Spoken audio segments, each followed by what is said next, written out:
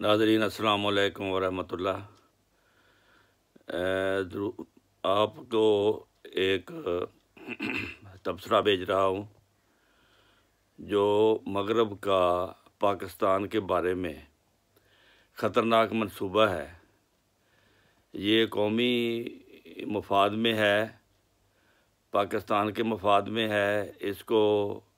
آپ بہت سمجھنے کی ضرورت ہے اور غور و فکر کر کے آگے چلنے کی ضرورت ہے۔ اس لیے اس کو آپ جتنا ہو سکے آگے فارورڈ کریں تاکہ یہ میسج جو ہے پاکستان کے ہر فرد تک پہنچ جائے،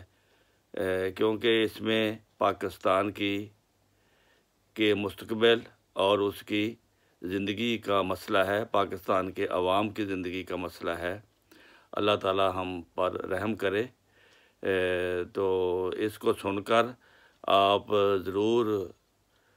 سبسکرائب کریں اور فارورڈ کریں، بہت مہربانی ہوگی۔ بہت شکریہ۔ السلام علیکم۔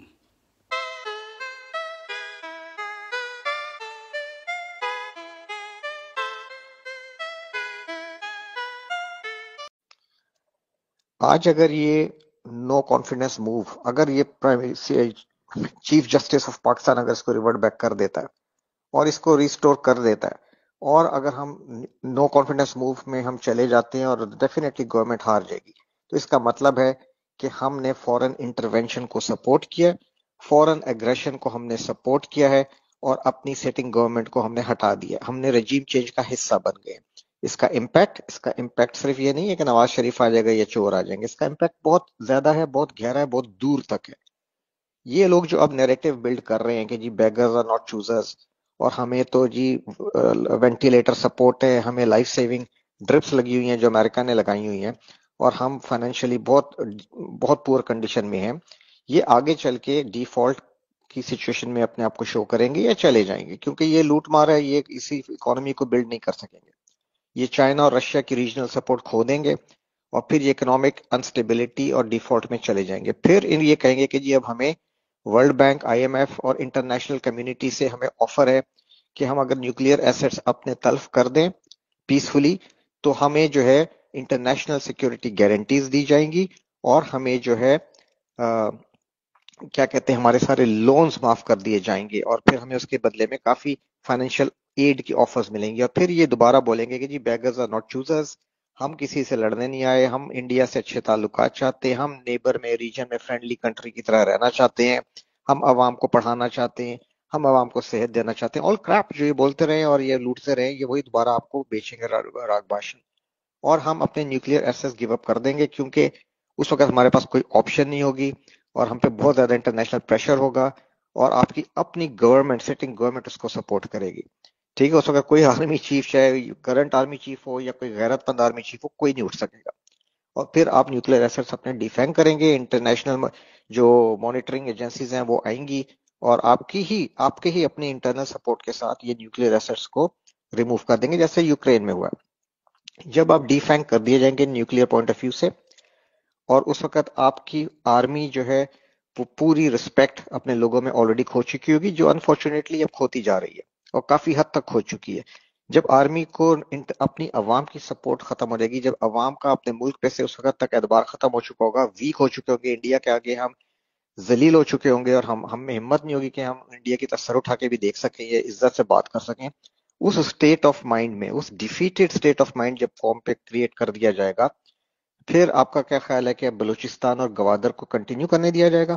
اس وقت پھر بلوچستان پہ یہ جتنی وار ہے یہ تیز کر دی جائے گی،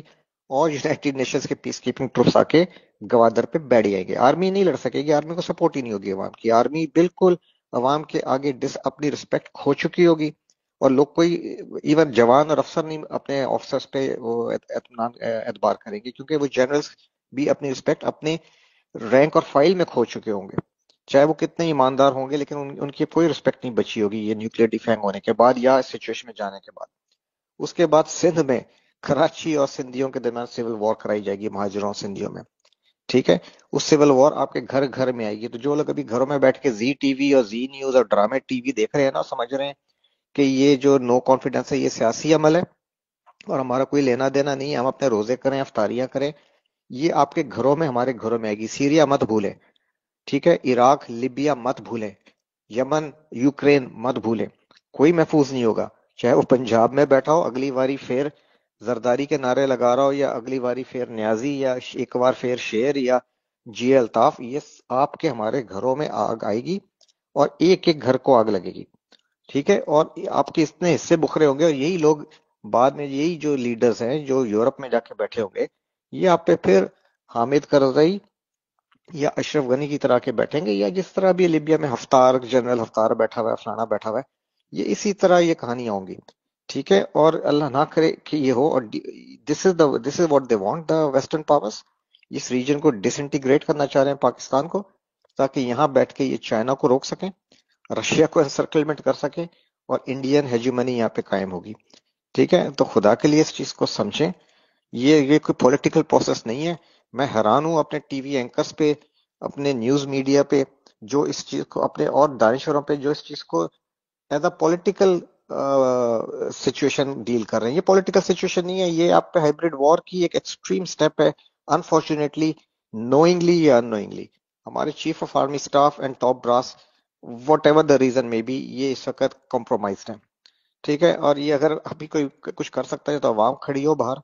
اور یا فوج کے اندر سے کچھ ہو، یہ اس وقت، یہ اس سچویشن سے پاکستان کو بچانا اس وقت